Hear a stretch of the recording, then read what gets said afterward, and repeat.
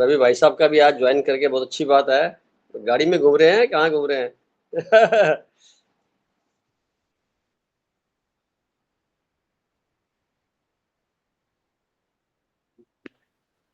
आपकी आवाज नहीं आ रही रवि भाई साहब। अब आ रही साहब? अब प्रणाम प्रणाम, हाँ, पुनश्च प्रणाम। बहुत बहुत प्रणाम, सादर प्रणाम, हृदय से प्रणाम। कहाँ सफर कर रहे हो आप? नहीं, कहीं सफर नहीं कर रहा, मैं अपनी जगह तलाश कर रहा हूँ कि मैं कहाँ बैठूं। अच्छा, ठीक है, ठीक है। जी जब जहाँ बैठ जाएंगे वही जगह बन जाएगी। हाँ जी, हाँ जी, वो मैं सोचता हूँ मम्मी के पास बैठूं तो उनको भी ठीक लगेगा। हाँ हाँ, ज्यादा बढ़िया रहेगा। मेरा हाँ प्रणाम जी, कहना माता जी को। माता जी को प्रणाम, बिल्कुल साहब प्रणाम।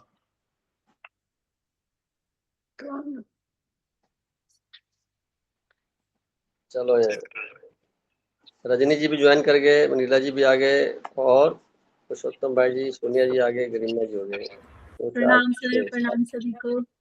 बहुत बहुत प्रणाम गरिमा जी। और सारे लोग ठीक होंगे, अच्छे स्वस्थ होंगे, और आसपास जो बैठे हैं वो भी स्वस्थ होंगे, ऐसी उम्मीद करते हैं। और अगर नहीं है तो हो जाए। सबका जीवन सफल हो, इन्हीं शुभकामनाओं के साथ आज का अपने सफर शुरू करेंगे, जिसमें हमारे जो फाउंडर मेंबर बोले, आदरणीय बोले, रवि भाई साहब जी का हैं मौजूद। बीच बीच में है अपने कर्तव्य निभाने के लिए चले जाते हैं, फिर आ जाते हैं, शुक्रगुजार हैं। और लगातार गरिमा जो है काफी समय से उसमें सहयोग कर रही है, इसका तो कहना ही क्या। की पर्सनैलिटी है।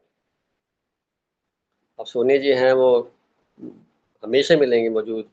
और आजकल रवि जी भी रजनी जी भी आने लग गए हैं बहुत ज़्यादा, और अच्छा लगता है। और पुरुषोत्तम भाई तो फैन हो गए हैं।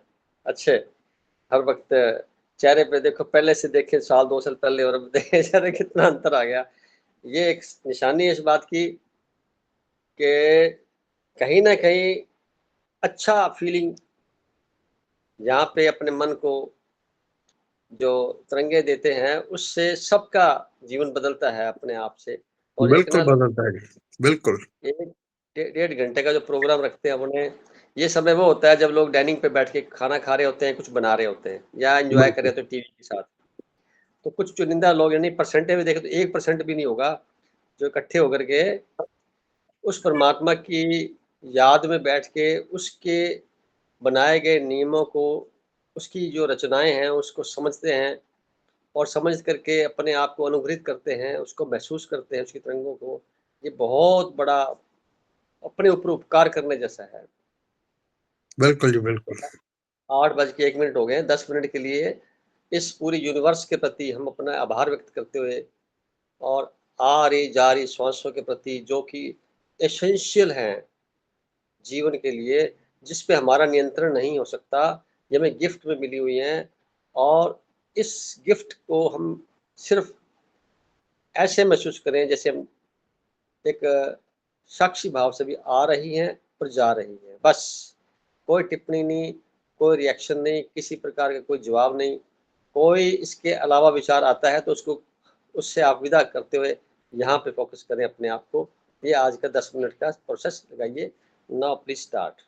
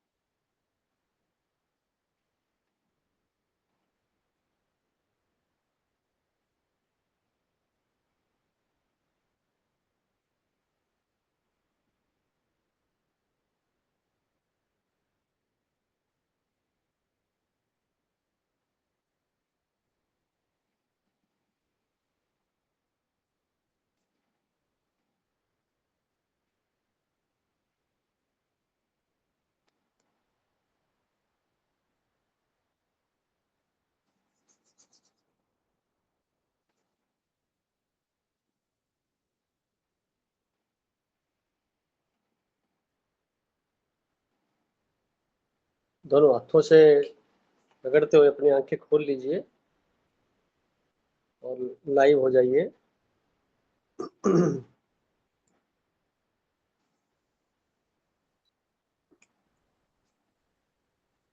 कैसा लग रहा है? बोलने की इच्छा नहीं कर रही है ना? बहुत अच्छा है, बोलने की इच्छा नहीं कर रही। बहुत अच्छा, फर्स्ट क्लास। तो आज हमारे पास 2 टॉपिक हैं और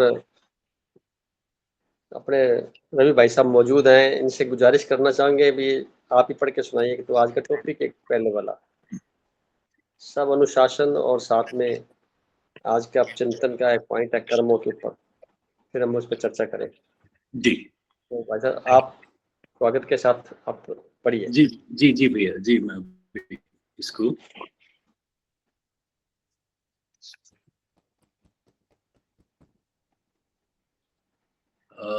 ये वाला टॉपिक है जो मन और आज सब का अनुशासन। परम कार्मिक सत्य। ये तो आज का हो गया।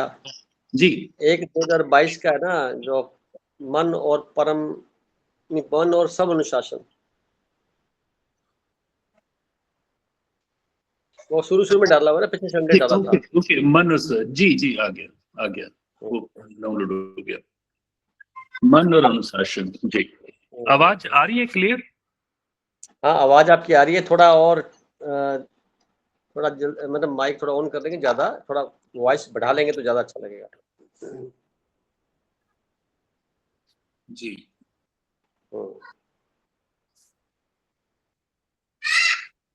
कृपया सभी अपनी आंखें बंद कर लें।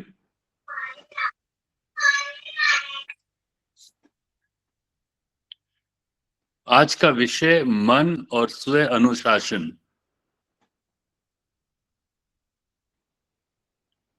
आध्यात्मिक जगत का महत्वपूर्ण विषय मन और स्व अनुशासन के संदर्भ में अनुभव जनित मौलिक विचारों के अंतर्गत मनुष्य मन असीमित शक्तियों का संवाहक होने के साथ साथ निरंतरता में बेलगाम विचरण करने का आदतन भी है। उदाहरण से समझते हैं। मन प्रशिक्षित होकर जहां चिकित्सीय सर्जन बन मरीजों को जीवन दान देने में समर्थ है, वहीं दूसरी ओर यही मन असामाजिक कृत्यों में लिप्त प्राय हो सकता है। जिस प्रकार बिना काट छांट के पेड़ पौधे और अनुशासित पेड़ पौधों में अंतर होता है, परिणामतः मन को भी बेलगाम विचरण करने देना अथवा सही निर्देशन में होने देना मनुष्य विशेष के चयन का विषय है। अज्ञानतावश जीवन व्यतीत करना अथवा आनंदित अवस्था को उपलब्धता में रहना भी तो स्वयं के चयन पर निर्भर है। याद रखने लायक बात यह है कि समृद्ध मन वचन कर्म सिद्धांत का कारक बन सकता है, जिसके लिए संपूर्ण एकाग्रता नैसर्गिक आत्मिक शक्तियों जैसे कि पवित्रता, आनंद, खुशी, प्यार इत्यादि को एक्टिव कर भरपूर हो सकते हैं। पुनः याद रखने लायक बात यह है कि समृद्ध मन वचन कर्म सिद्धांतक का कारक बन सकता है, जिसके लिए संपूर्ण एकाग्रता नैसर्गिक आत्मिक शक्तियों जैसे कि पवित्रता, आनंद, खुशी, प्यार इत्यादि को एक्टिव कर भरपूर हो सकते हैं। स्थूलता में शासन और सूक्ष्मता में अनुशासन और स्वयं का स्वयं पर शासन स्व अनुशासन के दायरे में आता है। स्थूलता में शासन और सूक्ष्मता में अनुशासन और स्वयं का स्वयं पर शासन स्व अनुशासन के दायरे में आता है। शासन दूसरों द्वारा देश का काल बाहरी परिस्थिति अनुसार बलात् कानूनी रूप से किया जाता है और अनुशासन आंतरिकता में शिक्षकों द्वारा मन को उद्देश्य विशेष के लिए शिक्षित किया जाता है, जो कालांतर में गुरुओं द्वारा तराशा जाता है, फलस्वरूप जीवंतता युक्त जीवन जिया जा सके।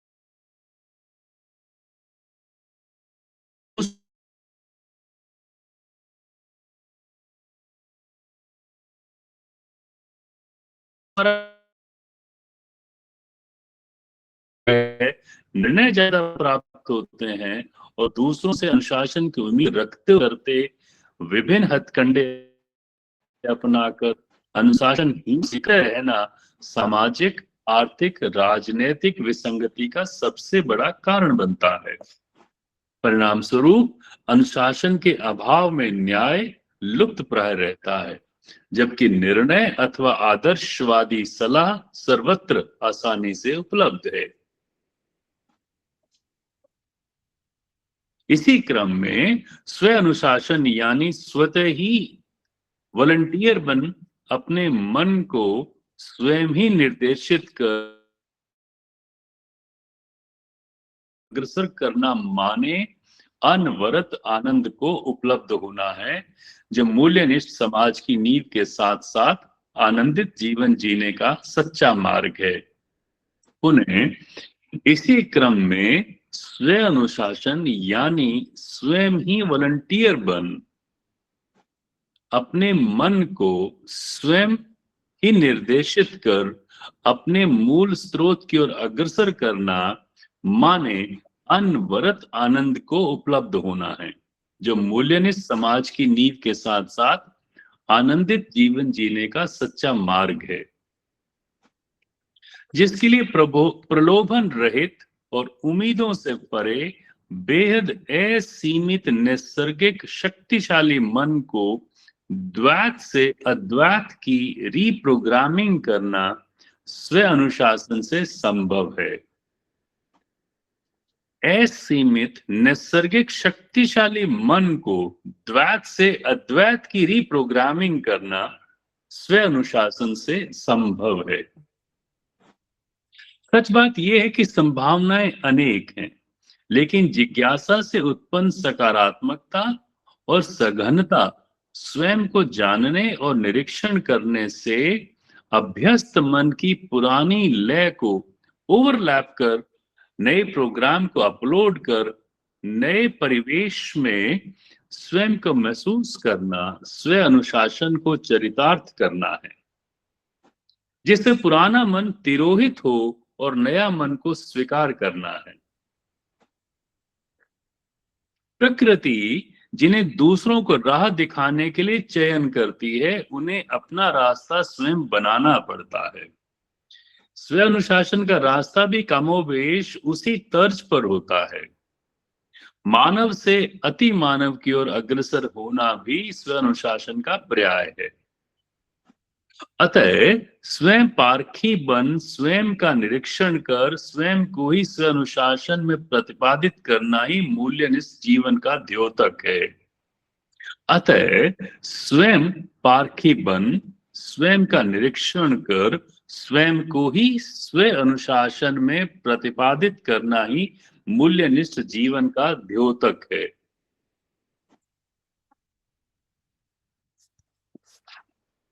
इसे हम समझने की कोशिश करते हैं।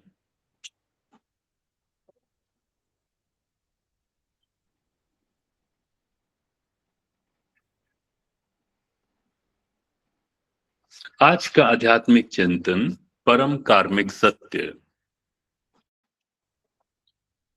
सर्वविदित है कि कर्म का फल निश्चित मिलता है। मुख्यतः कर्म दो प्रकार के होते हैं, पहला स्थूल, दूसरा सूक्ष्म।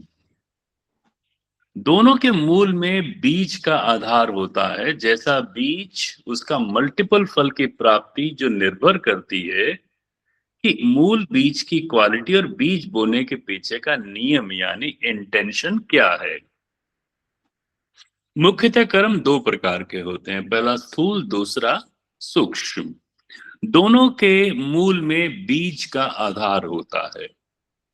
जैसा बीज, उसका मल्टीपल फल की प्राप्ति जो निर्भर करती है कि मूल बीज की क्वालिटी और बीज बोने के पीछे की नीयत क्या है। कर्म स्थूलता में उपलब्ध दिखाई देने वाली जमीन पर बोए जाते हैं, जिसके फल स्वरूप स्थूल रूपेण उसी क्वालिटी के परिणामत मल्टीपल होकर फल बीज सहित प्राप्ति नैसर्गिक है। जबकि विचार और भावनाओं रूपी सूक्ष्म बीज कायम ब्रह्मांडीय व्यवस्था में सोचने अथवा वाणी से तरंगों के रूप में जाने अनजाने प्रेषित किए जाते हैं।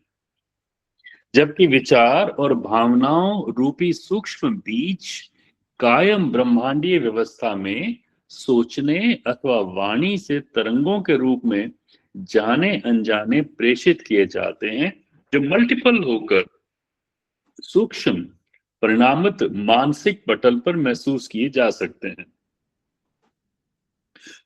परिणाम जल्दी अथवा देरी से मिल सकता है, जो ठीक वैसे ही समय अनुसार नैसर्गिक होते हैं, जैसे गन्ने की फसल अपेक्षाकृत अन्य फसलों के जल्दी प्राप्त होती है।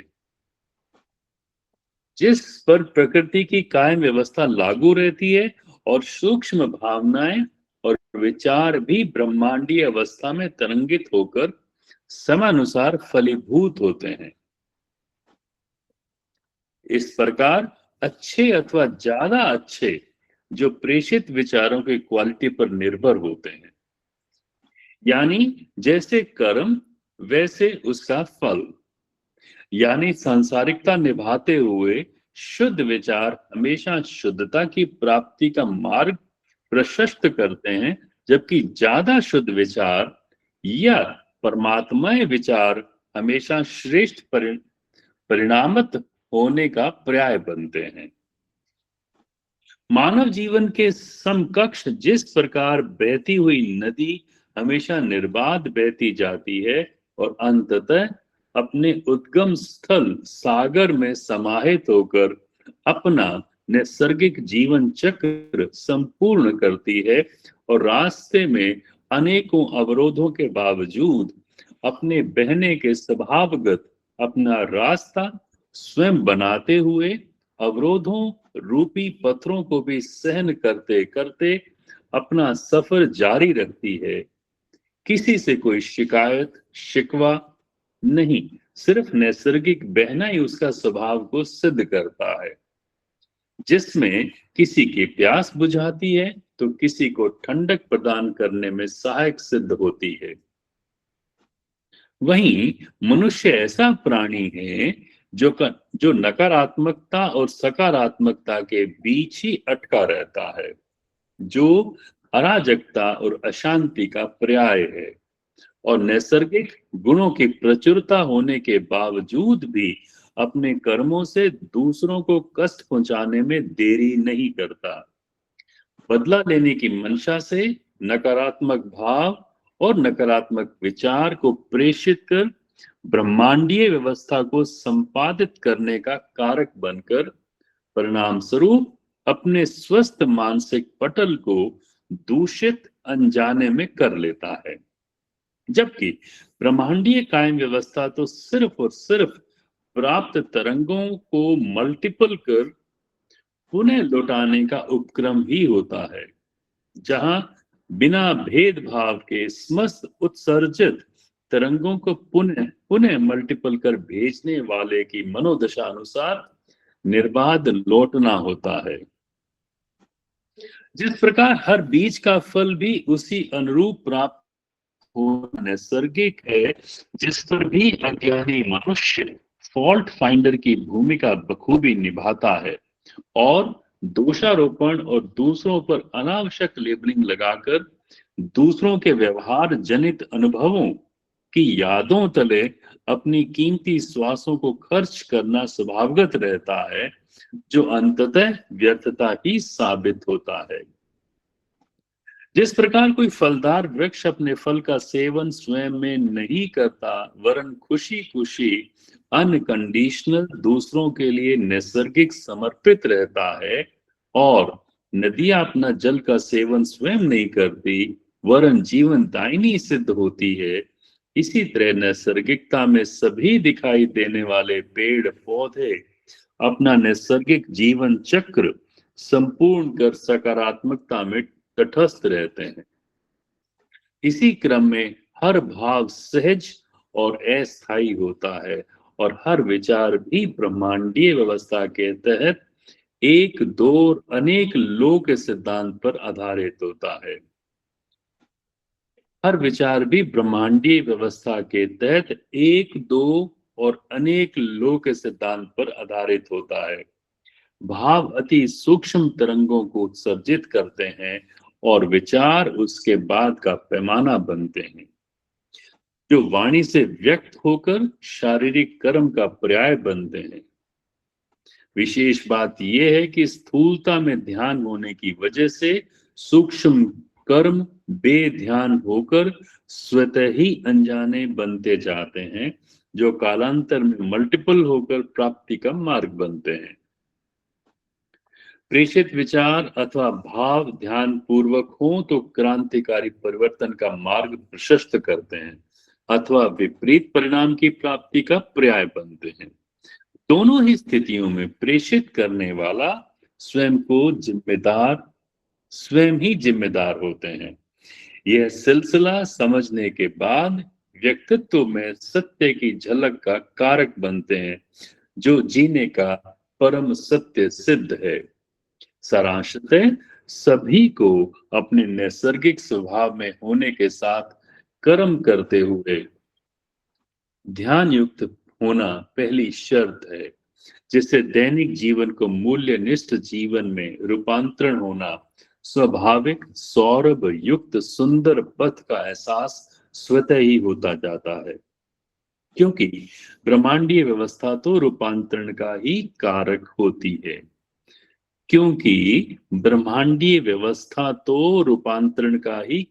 होती है। ट्रांसफॉर्मेशन।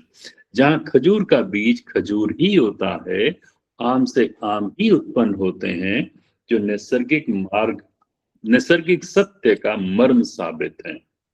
इतनी सी बात गहराई तक समझ आ जाना माने जीवन का नैसर्गिक रूपांतरण होना, यानी जागरण घटित होना, और एक बार भी जीवन के क्षण विशेष में ये रहस्य अनुभव जनित हो जाते तो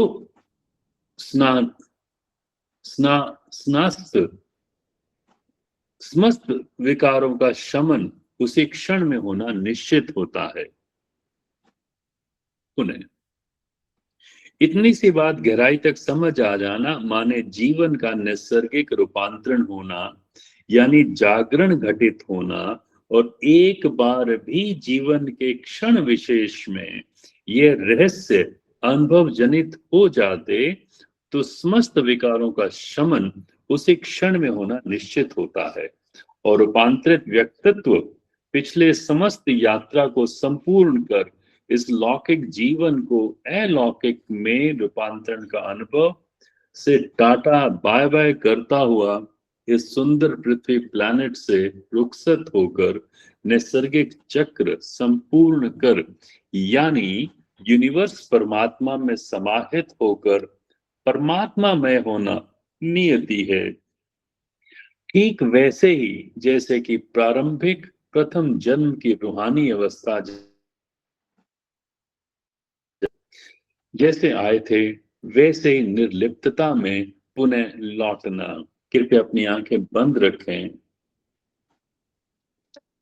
और अपनी पूरी यात्रा को अपने भीतर में विवेचन करें। अपने लक्ष्य को हमारे अपने सामने रखें और उस लक्ष्य के प्रति बेचैनी उत्पन्न करें।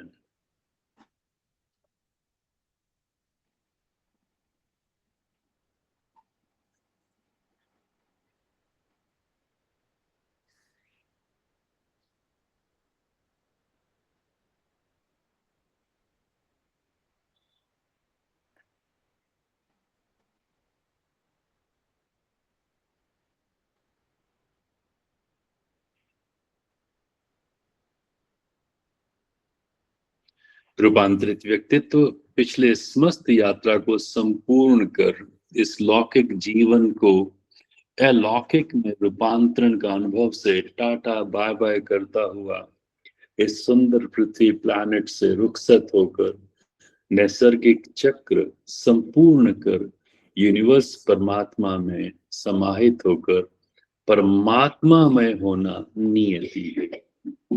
ठीक वैसे ही जैसे कि प्रारंभिक प्रथम जन्म की रूहानी अवस्था जैसे होना, जैसे प्रथम जन्म की रूहानी अवस्था जैसा होना, इस शब्द पे गौर करते हुए प्रथम जन्म की रूहानी अवस्था, आप धीरे धीरे अपनी आंखें खोल सकते हैं।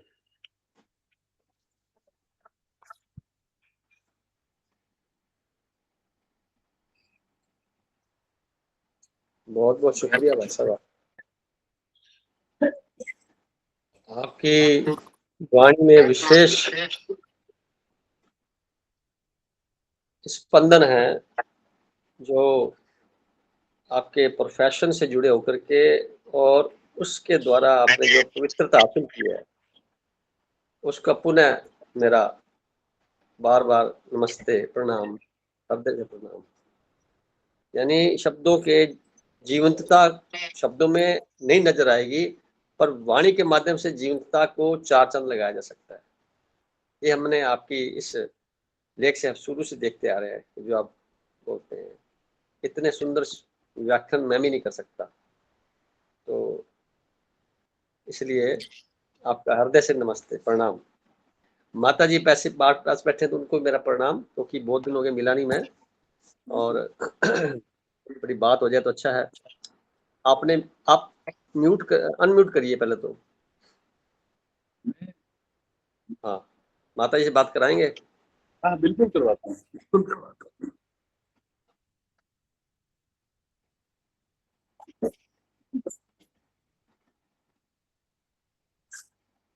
नमस्ते माता जी, बहुत बहुत प्रणाम आपको, बहुत बहुत प्रणाम, बहुत बहुत प्रणाम। कैसे हैं आप? ठीक है जी। चलो बहुत अच्छा है, आप जुड़े हुए हैं, सुनते हैं और अपना समय देते हैं, अच्छी बात। ये हमारे प्यारे भाई साहब हैं जो इसको और अच्छा बना देते हैं। बैठिए भाई साहब। अब आज के दोनों ही जो टॉपिक थे उसमें एक विशेषता थी जिसमें चिंतन स्व पे होना चाहिए। यानी हम पर चिंतन में बहुत कर लिया, काफी समय से, कई जन्मों से चला आता है, तो आदत बनी हुई होती है। सब चिंतन से मतलब ये है कि आप जहाँ रह रहे हैं, जिनके बीच में रह रहे हैं, उनको अपनी वॉलेंटियर सर्विस देते हुए, यानी अपनी जो उपस्थिति है लौकिक जीवन में, जिसमें हम पिछले कार्मिक अकाउंट के तहत जन्म लिया हुआ है, उसको भरपूर करते हुए, अपनी ईमानदारी सच्चाई के साथ में निभाते हुए और त्याग भावना के साथ निभाते हुए, बिना उम्मीद के निभाते हुए, और जो कुछ प्राप्ति हो उसको परमात्मा का प्रसाद मान लिया जाए, चाहे वो कैसा भी हो, उसके ऊपर टिप्पणी नहीं की जाए, उसको स्वीकार भाव से स्वीकार करते हुए नीति मान ली जाए। भी नैसर्गिक प्रश्न का जो उत्तर है वो यही है। थोड़ी देर के लिए हो सकता है आपने बहुत अच्छा कुछ किया हो और उसके बाद आपको अच्छा ना मिला हुआ हो, वैसा परिणाम ना मिला हो, इवन देन इसी प्रकार की कोई भी मानसिक अवस्था में ऐसे उथल पुथल ना हो, कोई स्पंदन इस यूनिवर्स में मत भेजे, क्योंकि जो आप सोचेंगे निस्संदेह वो ब्रह्मांड में जाएगा सूक्ष्म बीज के रूप में, और वो मल्टीपल होकर के आएगा। तो आज के युग में हम जो देख रहे हैं मानसिक परेशानियां बढ़ी हुई क्यों हैं? क्योंकि शारीरिक काम कम हो गया और मानसिक चिंतन ज्यादा हो गया, बल्कि मानसिक पर चिंतन ज्यादा हो गया। उसमें भी नेगेटिविटी का इतना जबरदस्त रोल हो गया कि वो मल्टीपल के वापस लौट के आती है, उसी के पास आती है जिसने प्रेषित किया था। ये मैं आपको खास बात बताने वाला हूँ। ये मत सोचना कि मैं बच गया, जिसने कुछ किया और दूसरे वाले पे नहीं जा रहा। खुद को उसी के ही दायरे में आना एक नैसर्गिक नियम बनता है। तो अपने स्वयं को जितना हो सके बचना होगा। उसके लिए हमें दृष्टा भाव, साक्षी भाव की सपोर्ट लिए हुए अपने दैनिक कर्म करिए और प्रतिक्रिया कम से कम, स्वीकार भाव ज़्यादा से ज़्यादा। एक बैलेंस को बनाना है। ये बैलेंस 7 दिन का है, 7 दिन में बनाइए। कुछ प्लस माइनस होगा, फिर अपने अगले साल और डिस्कस कर लेंगे, अगले महीने डिस्कस कर लेंगे, जैसे भी होगा। तो ये अनुभव आपके इकट्ठे होते जाएंगे। अब ये अनुभव जो इकट्ठे होंगे तो इसे चमत्कार भी देखेंगे आप कि जो व्यक्ति पहले नाराज था अब ठीक हो गया। जो कुछ आपको लगता था कि वो गलत है तो बाद में आपको वो अच्छा लगने लग जाता है। कारण आपकी दृष्टि गहरी और जो सच्चाई की तरफ थी वो बढ़ गई। तो जो पीछे किया गया है वो तो चलो ठीक है, उसको तो वापस नहीं कर सकते। कम से कम जो नया है वो ना बनाया जाए। तो जो हमारे जीवन की अकाउंट बुक है वो हम डेली कुछ समय ध्यान में बैठ के अगर देखें तो अपने कार्मिक अकाउंट को चेक करते हुए पुराने कर्म जितने भी हैं वो समाप्त होते चले जाएं, नया कर्म ना बने कोई, और बने तो वो उस लिए बने जिसके लिए जरूरत है। और उसका सबसे बड़ा जो परखने का तरीका है वो ये है, जब भी आपको कर्म करें तो उसमें खुशी फील हो रही हो तो समझ लेना चाहिए कि आपका पिछला हिसाब चुकता हो रहा है, कोई नया कर्म नहीं बन रहा। कर्म के दौरान या बाद में पश्चाताप आ जाए या मन में नेगेटिव भाव की तरंगे उत्पन्न हो जाए, तब समझ लेना चाहिए कुछ नया कर्म बन गया। क्योंकि वो जो कर्म हुआ था पीछे से जुड़ा हुआ था, आपने उसको प्रगाढ़ कर दिया, तो दोबारा फिर हिसाब चुकता करना पड़ेगा, इसी जन्म में करना पड़ेगा। बच गया तो अगली बार लेना पड़ेगा। तो उस क्षण क्या करें, तुरंत क्षमा मांग ली जाए और अपने आप को खुद माफ कर दिया जाए और उसको भी माफ कर दिया जाए। और बिल्कुल कहीं चिंतन ना पर चिंतन, ना मेरे ना उसके, ऐसे भाव में वापस लौट आए तो समझ लो कि वो जो था अकाउंट बनने वाला था वो नहीं बना। इस प्रक्रिया में बड़ी सावधानी की जरूरत रहती है। हमेशा बार बार देखना पड़ता है कि इसमें मेरा जो इंटेंशन था वो क्या था। इंटेंशन जो है वो रिकॉर्ड होता है यूनिवर्स में, जिसके लिए ग्रह नक्षत्रों की ड्यूटी लगी हुई है। जो स्थूल कर्म होते हैं वो समाज रिकॉर्ड करता है और परिणाम हमें उसी अनुरूप मिलते हैं। अगर कोई व्यक्ति ये सोचता है कि मैं सोचता गलत हूँ करता अच्छा हूँ, तो वो ज्यादा देर तक या ज्यादा समय तक वैसा बना रह नहीं सकता। हम रोज देखते हैं इन चीजों को अभ्यास के तौर पे।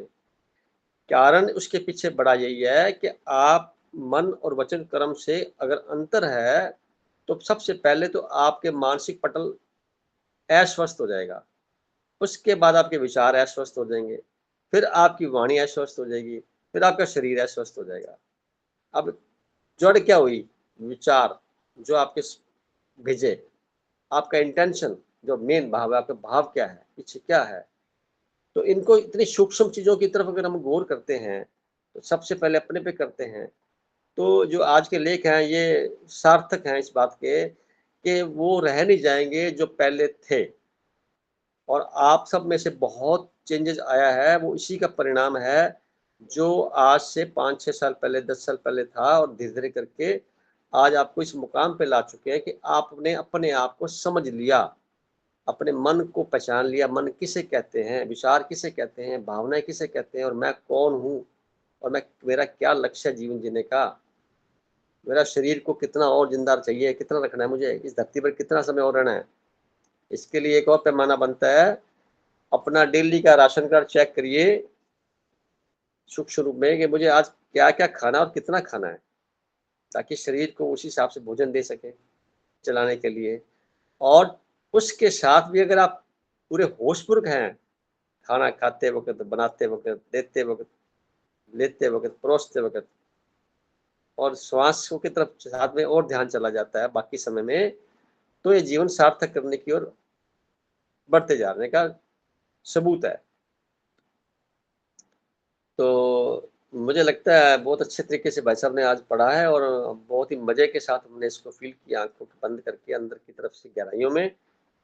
अब इसके ऊपर आगे की चर्चा करने के लिए या आगे कोई मन में कोई जिज्ञासा है उसको समझने के लिए विद्वान लोगों से प्रार्थना है कि अपने अपने विचार रखें।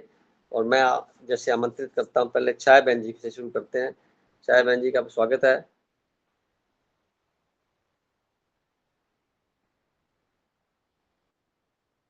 आवाज आ रही है बहन जी? छाया जी नमस्ते भैया। हाँ जी, बहुत नमस्ते। आपका समय दीजिए, आप अपने क्या कहना चाहते हैं जो आज के 2 टॉपिक पढ़े हैं रवि भाई साहब ने। भैया मैं तो क्या इसमें बोलूँगी, लेकिन हाँ कर्म तो अब इतने जो एक्चुअल में हम कर्म वो समझते थे कि जो हम, जैसे आपने बताया कि हम इस संसार के लिए जो करते हैं, हम कर्म का हमारा भाव वही रहता था कि अच्छे कर्म करने हैं, हम किसी की सेवा कर रहे हैं, किसी को किसी भी तरह से मदद कर रहे हैं, वो हमारे लिए कर्म होता था।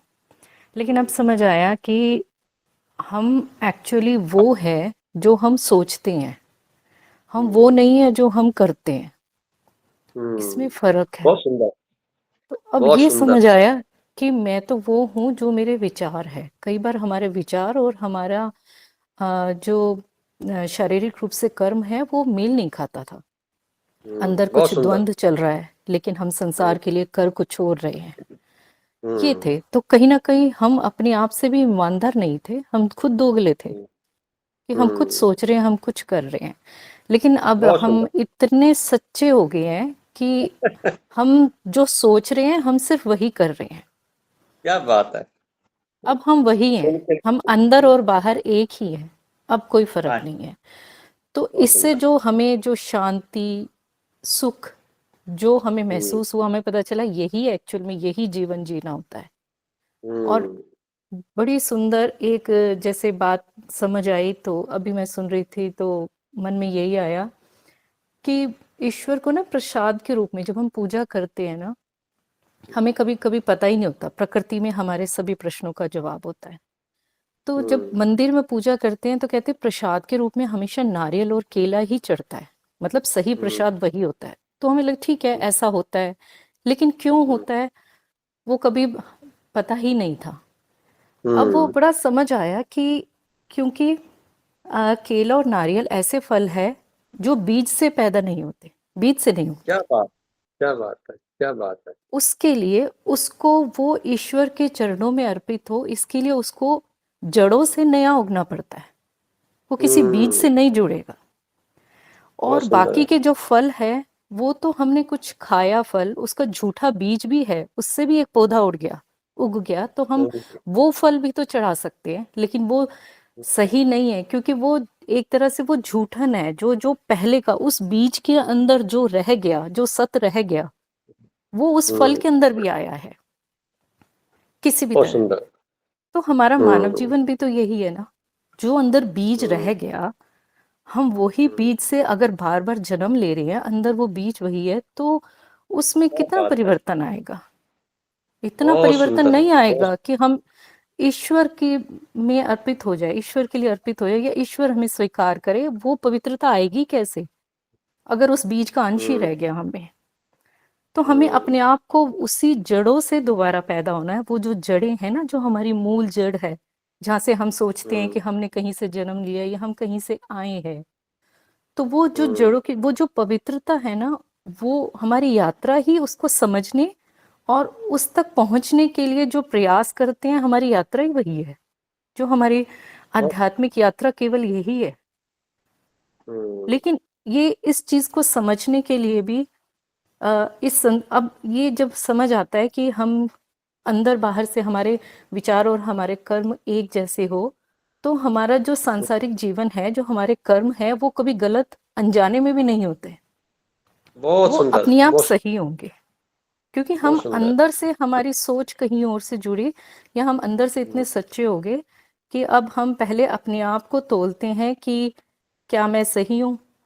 क्योंकि आप जब हम्म, तक अपने आप को नहीं टटोलोगे ना, आप कभी सही कर ही नहीं सकते, आपके विचार ही सही नहीं हो सकते। जब बहुत इनपुट ही सुंदर। सही नहीं होगा तो आउटपुट आएगा ही क्या? जो अंदर है वही तो बाहर आना है।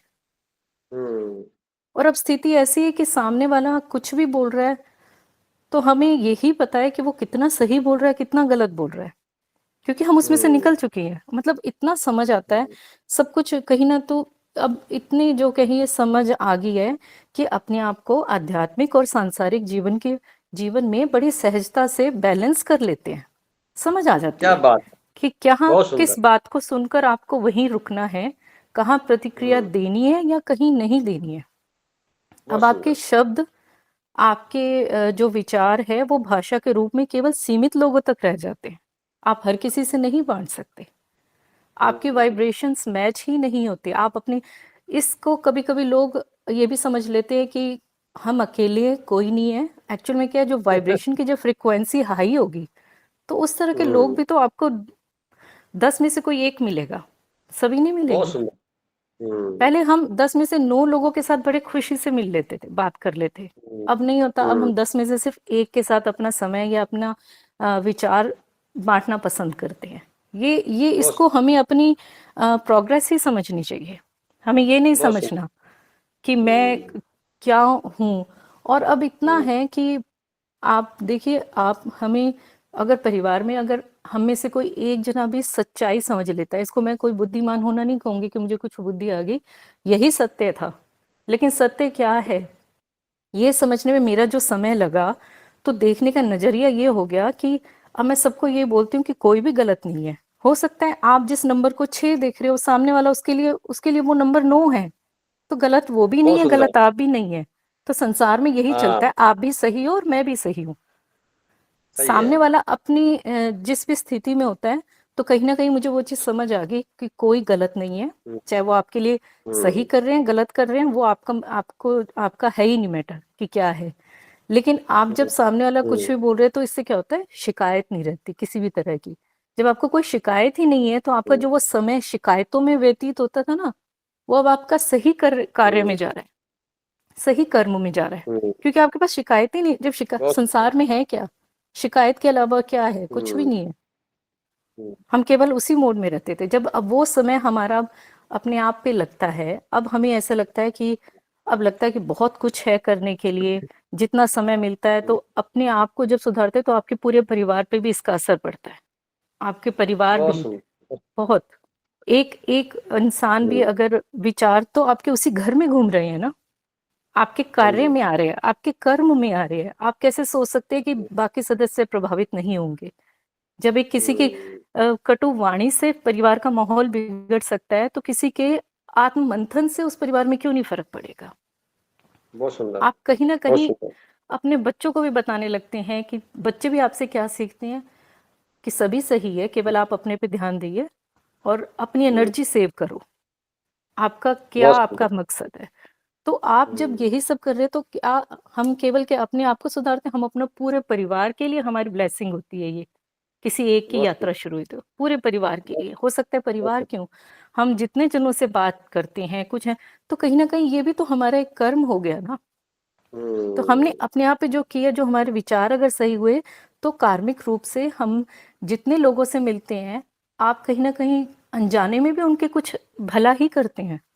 क्योंकि बहुत आप लोग, सुंदर। हाँ, आप हार्मलेस हो गए, आप किसी का नुकसान तो कर ही नहीं सकते। हम्म, पहले विचारों से कर देते थे क्योंकि हम्म, गलत अगर सोच लिया या किसी के लिए नाराजगी भी आ गई, तो वो विचारों से आप किसी का गलत कर रहे हो, वैसे आप नहीं कर रहे या शब्दों से नहीं कर रहे। लेकिन अब वो चीज भी खत्म हो गई। तो एक्चुअल में अब हम लोग ऐसे हैं जो हम हार्मलेस लोगों में आते हैं, क्योंकि अब हमारे विचार भी किसी के लिए गलत नहीं है। हमारे अंदर हमारी जब यही होता है, हमारे जब विचार प्यूरिफाई हुए तो हमारा जीवन भी होगा, हमारे कर्म भी होंगे, सब कुछ हमारे आसपास सही होगा। अब एक अलग वाइब्रेशन में रहेंगे। तो ये हमारे कर्म किसके काम है, हमारे कर्म हमारे ही तो काम आ रहे हैं, सूक्ष्म रूप से काम आ रहे हैं। ये सही हमारे है। अंदर हम खुद महसूस कर रहे हैं कि अगर मैं अच्छे विचार आ रहे हैं तो ये मेरा जो कर्म है कि मैंने इसके अपनी अपनी गलतियों को स्वीकार किया। मेरा बहुत कर्म ये सुंदर। था, बहुत मैंने सुंदर। माना कि मैं कहाँ कहाँ गलत थी।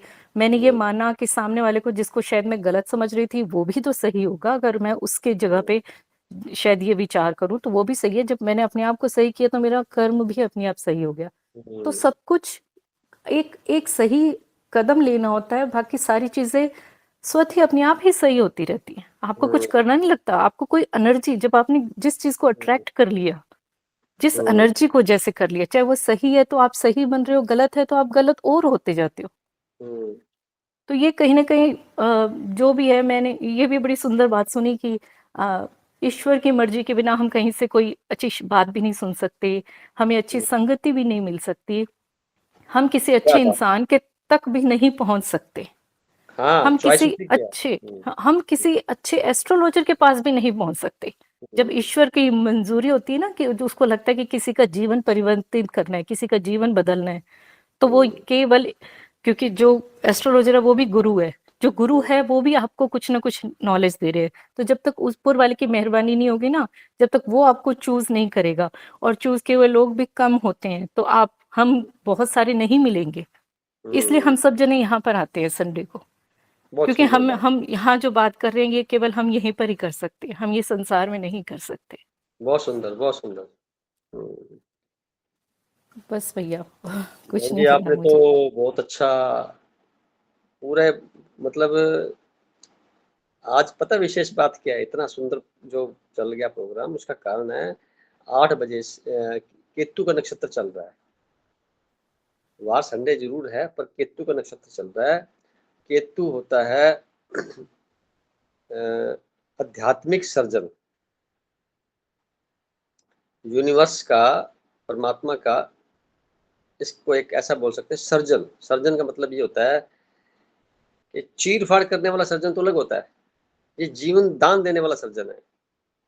तो केतु के नक्षत्र में हम बात कर रहे हैं, और लगन जो था, बृहस्पति लगन को देख रहा है, और चंद्रमा केतु के साथ यानी सिंह राशि पर है, और जो लगन है शुक्र का, तुला राशि का, उसको अपना स्वामी शुक्र भी 7th में देख रहा है, यानी मल्टीपल एक्शन तो ये हो गया। तो मैं देख रहा था, अभी मीटिंग होती है, कई बार लोग आगे पीछे हो जाते हैं, पर आज तो बड़ी सघनता के साथ मैंने सुनाया और किया। परमात्मा इस कार्यक्रम से अपने द्वारा जो रचना की गई है उसके अंदर अभी आप महसूस भी करेंगे, बहुत से ऐसे जो बिछड़ चुकी आत्माएं हैं वो यहाँ मौजूद हैं, आपके कमरे में, मेरे पास, आप सबके पास। वो सुन रही हैं इन चीज़ों को, क्योंकि उनके पास शरीर नहीं है, परंतु उनके पास जो पिछला कुछ रह गया था सुनने लायक, नहीं सुन पाए, वो भी इस वक्त मौजूद हैं।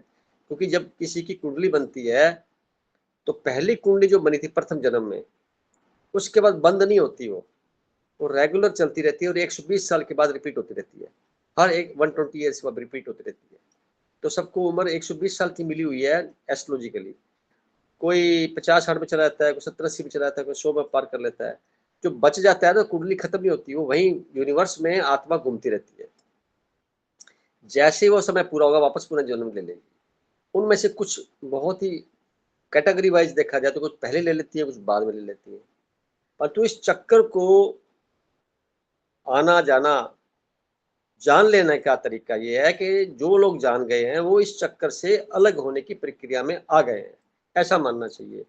जैसे गुरुत्वाकर्षण शक्ति जो है हमें खींचती है, जब तक आदमी जिंदा होता है तो वो नीचे की तरफ खींचता है, क्योंकि शरीर जो है मिला हमें धरती से मिला हुआ है, गुरुत्वाकर्षण शक्ति के माध्यम से मिला हुआ है, इसलिए शरीर ही नीचे रहता है।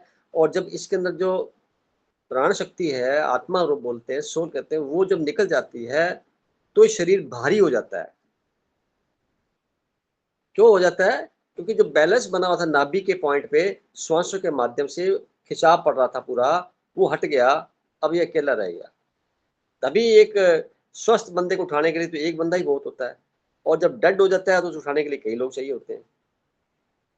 तो ये एक सच्चाई है इस बात की सिद्ध करने के लिए कि भोजन का शरीर जो 24 घंटे में खराब हो जाता है, भोजन भी हमारा 24 घंटे में खराब हो जाता है। और ये माता पिता ने जो भोजन खाया उसके माध्यम से जो उनके अंदर बीज तैयार हुए, उस बीज से हम लोग पैदा हो गए, ये लंबी श्रृंखला नेटवर्क बन गया। परंतु याद करके ना, पहला जन्म बिल्कुल निर्लिप्तता में जब आए थे धरती पर, किसी भी गर्भ में आए हो, क्या जीवन में आए हो, कैसे भी, वो पुनः वापस प्राप्त करना जरूरी है, तभी वापस अपने इस कायम अवस्था में जा सकने के लायक बन सकते हैं, नहीं तो नहीं जा सकते।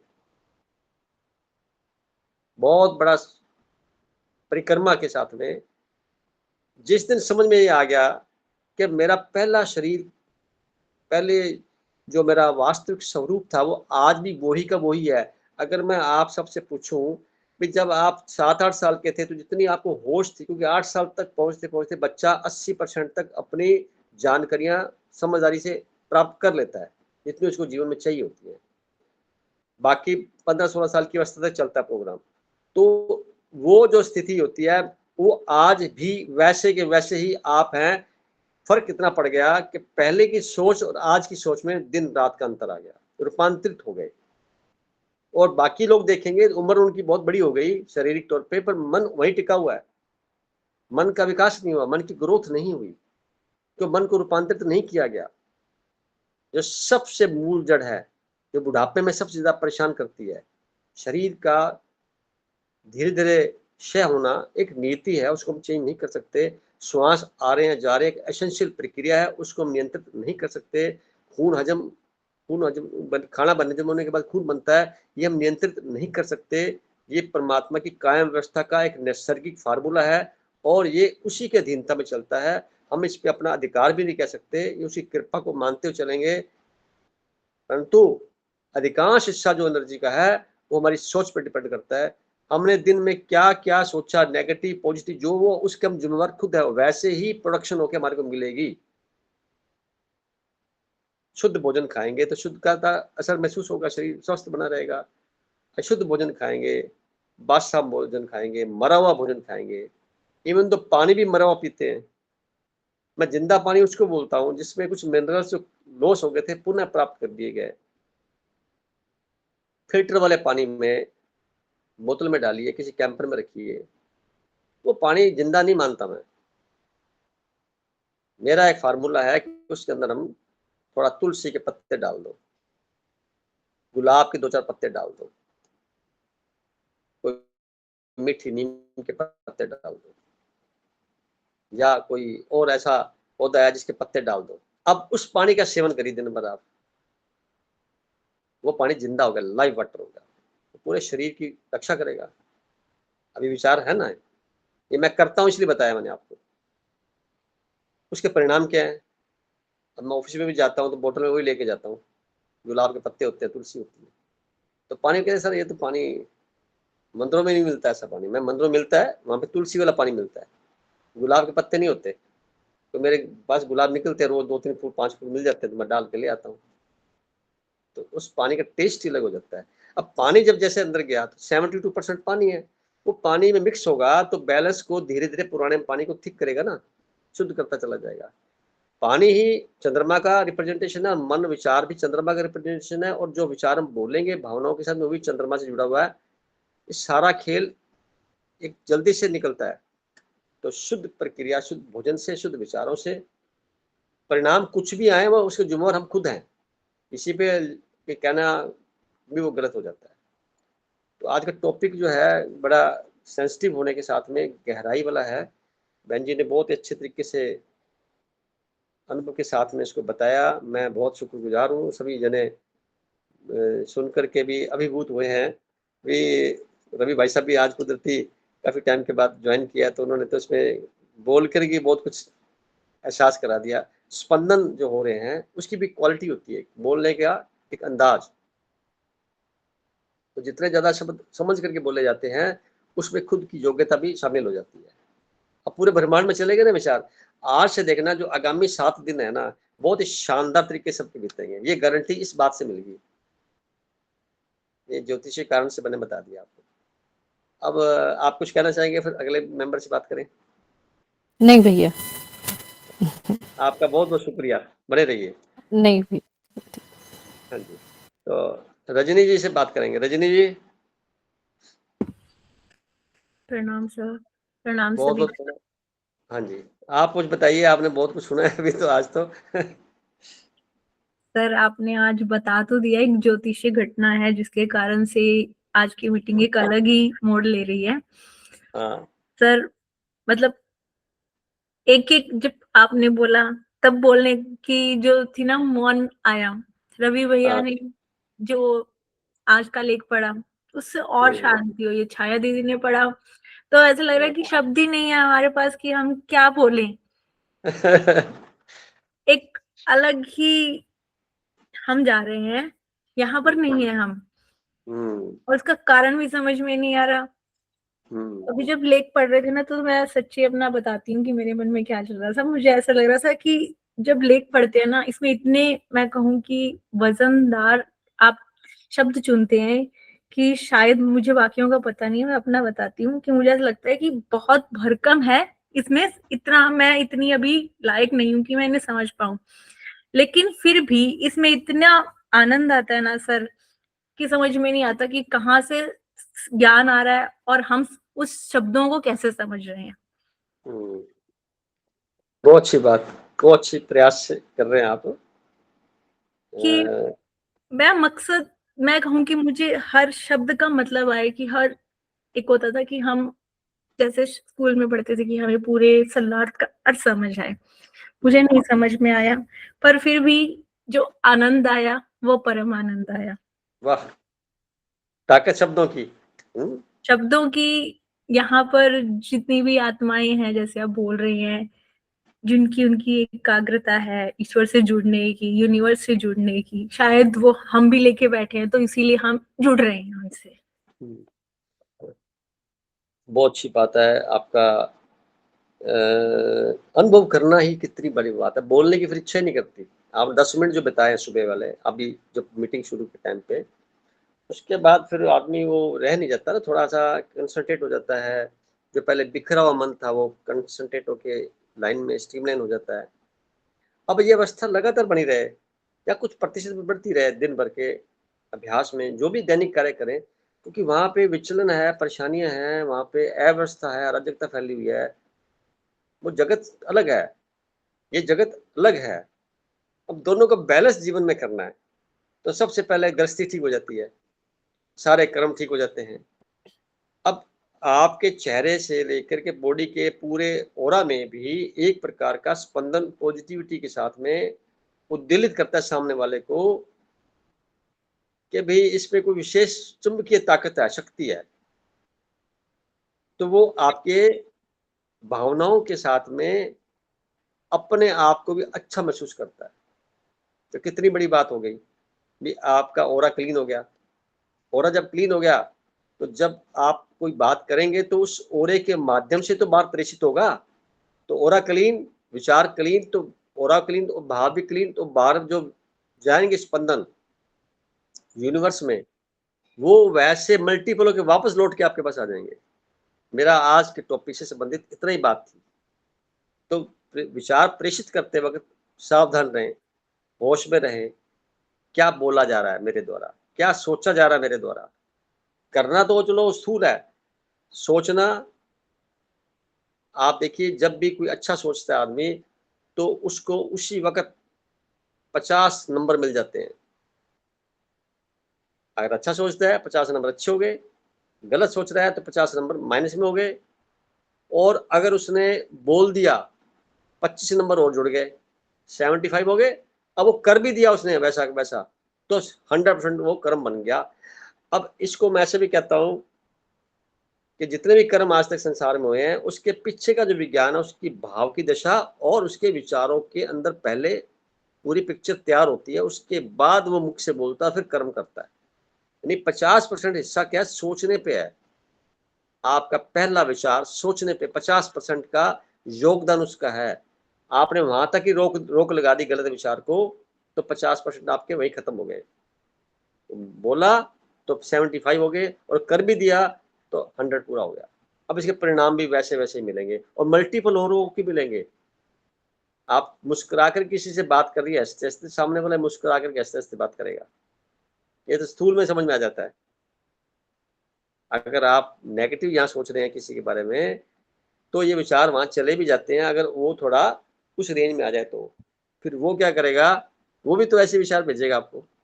तो विचारों का आदान प्रदान तो किसी लेवल पे चला गया।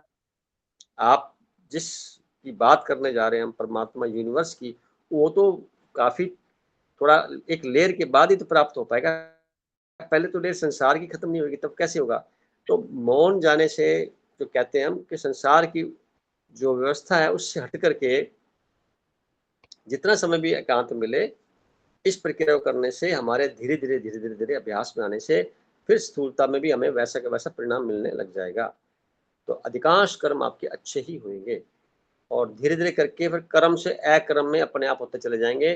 फिर निर्लिप्तता के आवेश में आ जाएँगे, तो पता भी नहीं लगेगा अभी कर्म हुआ था, नहीं हुआ था, याद दिलाना पड़ता है। यहाँ कोई एंट्री नहीं की हमने, बात खत्म।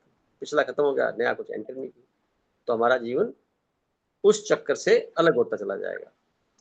सर एक तो चीज मैं पूछना चाहूंगी सर, पिछले 2 दिनों से ना मैं महात्मा बुद्ध की जीवन कथा पढ़ रही हूँ, सुन रही हूँ। बहुत सुंदर। उसमें ना मतलब अभी तक जितना मैंने पढ़ा है उसमें ये है कि उनका अभी तक जहां तक है कि उनकी जीवन गृहस्थ जीवन में महात्मा सिद्धार्थ ने प्रवेश किया है, बट उनके आसपास जो है ना, जैसे जो नेगेटिव पीपल है, तो महात्मा बुद्ध का कैरेक्टर ऐसा है कि उनको पीड़ा से दूर रखा जा रहा है, करुणा से दूर रखा जा रहा है, क्योंकि उसका जो स्वभाव है वो करुणा का है। वो एक राजा नहीं बन पाएगा क्योंकि करुणा राजा में नहीं शोभा देती है, वो आगे उनके लिए नहीं है। पर पीड़ा, वो लोग कह रहे हैं कि पीड़ा विरह को जन्म देती है, कि जब पीड़ा हो गई तो ये विरह आएगी और विरह से ये सन्यासी बनेंगे। पर महात्मा बुद्ध का, सिद्धार्थ का अब तक का जो मेरे को इनका चरित्र समझ में आया है, वो पहले से ही इतनी करुणा में है, तो उनको सन्यासी बनने का क्यों, मतलब ये नियति थी, मैं समझना चाहूंगी इस चीज को। मैं इसको ऐसे बोलता हूं, कुछ निर्णय हम ना सांसारिक लौकिकता में लेते हैं और कुछ निर्णय हम आंतरिकता में लेते हैं। तो आंतरिकता में लिए गए निर्णय कई बार सांसारिकता के लिए सही नहीं होते। उन लोगों को ये कार्य गृहस्थी में रहकर भी तो कर सकते थे, अलग से क्यों क्या है, ये प्रश्न खड़ा होता है। मेरी नज़र में कबीर जी जो हैं वो नंबर 1 के फिलोसोफर इस धरती पर, महात्मा, परमात्मा, महान आत्मा, परमात्मा के रिप्रेजेंटेटिव के रूप में प्योरीफाइड स्वरूप में सिद्ध हैं। कारण वो गृहस्थ में रहे सारी जिंदगी और गृहस्थी वो निभाया और निभा करके फिर अपनी जिंदगी को इतना सुंदर तरीके से अंतिम अंजाम में गए कि पूरे विश्व के जितने भी ग्रंथ हैं उनमें उनका द्वारा बोले गए वचनों का समावेश कहीं ना कहीं किसी न किसी रूप में जरूर मिलेगा, अदरवाइज वो ग्रंथ अधूरे हैं।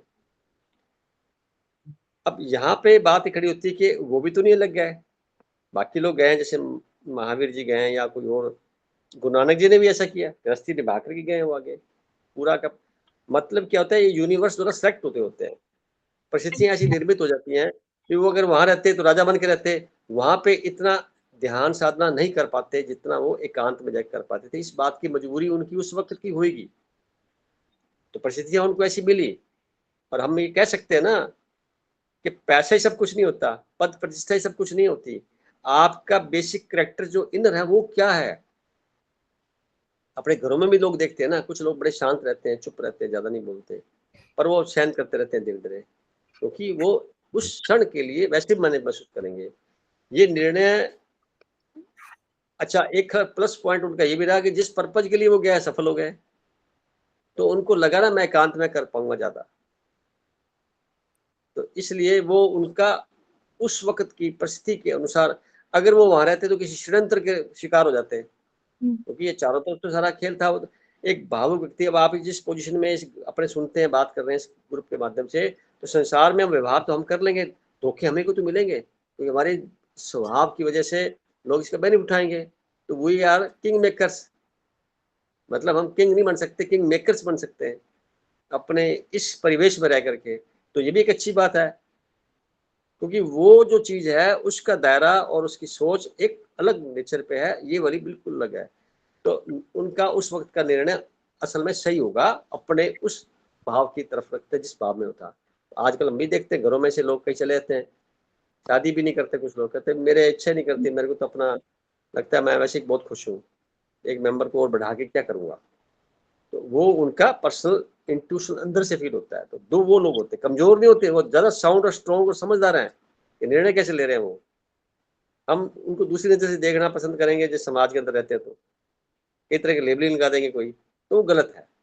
क्योंकि आप खुद गलत है इसलिए ऐसी लेबलिंग लगेगी, नहीं तो लगने का प्रश्न ही पैदा नहीं होता। जो आपके अंदर है वही तो बाहर नहीं होगा। जब अंदर अलग है बाहर अलग है, समझ लेना चाहिए कि हम दो अद्वैत में जी रहे हैं। जब अंदर एक है बाहर एक है, तो आप अद्वैत में अपने आप आ जाएंगे, लाने नहीं पड़ेगा। तो आप इस भाव से ये महसूस करिए कि उन्होंने संसार को देने का तो नहीं सोचा था, परंतु बाद में उनका पूरे संसार में एक प्रकार से काफी अच्छा इम्पैक्ट पड़ा, और जो सब लोग उसको याद करते हैं। और उनकी खास तौर से मैं उनकी आंखों से, ध्यान करने की आंखों से बड़ा प्रभावित था, और उस प्रभाव की वजह से मैंने अपने बेटे का नाम सेकंड का सिद्धार्थ ऐड किया था। दूसरा बेटा जो मेरा छोटा स्टालिन सिद्धार्थ मैंने रखा था नाम उसके साथ जोड़ के। पर वो उस दिनों की बात है, 90 की बात है, जब मैं इस प्रक्रिया में था, ध्यान की प्रक्रिया में आया था मैं। आप भी प्रभावित हैं तो अच्छी बात है, कुछ अच्छी बातें अपने आप मन में भावना आती है। उसके पीछे भाव ये होता है कि उस जैसे जो कर्म उनके द्वारा हुए हैं उसके जो मर्म है, मर्म को हम समझ ले रहे हैं। आपकी यात्रा बिल्कुल एंटायर अलग है। जितने मेंबर धरती पर हैं, जितने सदस्य आते हैं यहाँ पे, सबकी यात्राएं अलग अलग है, कोई किसी की कॉपी नहीं हो सकता, क्योंकि परमात्मा ने सबको अलग अलग डिजाइन किया हुआ है, बड़ी सुंदर कृति के रूप में भेजा हुआ है। तो हमें अपने आप को उसी अनुरूप फिट रखना है, बनाना है। और कुछ कहना चाहेंगे मैम जी? जी बस धन्यवाद सर। बने रहिए आप, बहुत अच्छा आपका प्रश्न है और आप अच्छे लाइन पर हैं। और महात्मा बुद्ध को पढ़ लेने का मतलब बहुत अच्छी बात है। उनके ध्यान में भी श्वासों का सारा खेल है। तो अपनी अपनी मेथोडोलॉजी है और सारे सही हैं, गलत कोई है ही नहीं, कोई किसी का कॉन्ट्राडिक्टरी नहीं है, अलग है तो अपनी मर्जी से है, सबका अपना अपना योगदान है। यूनिवर्स में सब लोग अपना अपना स्पंदित होकर के यात्रा को पूरा करते हैं। हम भी उसी में एक राही हैं और सब एक ही नाव में सवार हैं, कोई बड़ा छोटा भी नहीं।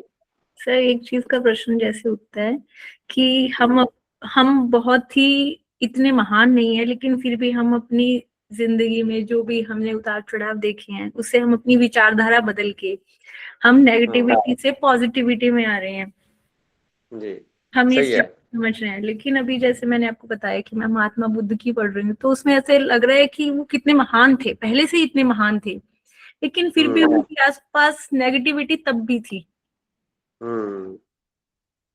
तो पहचान कैसे होगी? आदमी पेपर देता है, एग्जाम देता है, तो पता कैसे लगेगा? और मैं आपको एक खास बात बताना चाहूंगा, जितने भी व्यक्ति शारीरिक रूप से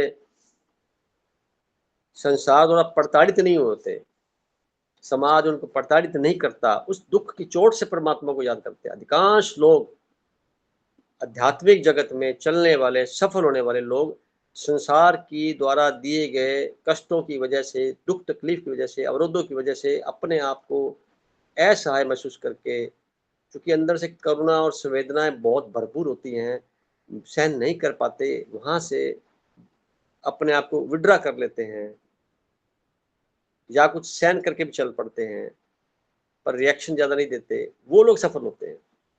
रास्ता ऐसे बना हुआ है। एक व्यक्ति है जिसको सारी सुख सुविधाएं मिली जीवन की, वो इस मार्ग पे कैसे चलेगा? रजनी जी मुझे बताइए। बड़ा मुश्किल। अगर चलता है ना वो, तो पिछले यही जन्मों का बहुत बड़ा कर्म उसके साथ चल रहा है, जो प्रेरणा यूनिवर्स से सेट की है उसको। तो महात्मा बुद्ध के साथ ऐसा ही था, कृष्ण जी के साथ ऐसा ही था, रामचंद्र जी के साथ ऐसा ही था। ये महान व्यक्तित्व जो पैदा हुए हैं, ये इनके पास सब कुछ होने के बावजूद वहां से सुख सुविधाओं को छोड़कर चल पड़े। किस बात का सबूत है? उनको ये लगा ये कंकर पत्थर है, इनका कोई से ज्यादा नहीं, मेरा रास्ता तो कुछ और है। अभी जागरण का सूत्र है। तो और दैनिक समाज में हम देखें तो जो लोग इस फील्ड में आते हैं, उनकी जो बैकग्राउंड हिस्ट्री देखेंगे तो समाज से प्रताड़ित हुए मिलेंगे। उनको किसी न किसी रूप से ऐसा कष्ट मिला होगा जो असहनीय तरीके से उन्होंने सहन किया, जिससे उनकी चेतना में इतना जबरदस्त जागरण हुआ कि वो सहन शक्ति बहुत बढ़ गई, उससे एकाग्रता बढ़ गई और अपने आप को रूपांतरित करने की शक्ति डेवलप हो गई। क्योंकि हर चीज की एक सीमा होती है, उसके बाद रूपांतरण होता ही होता है। ये इस बात से सिद्ध है।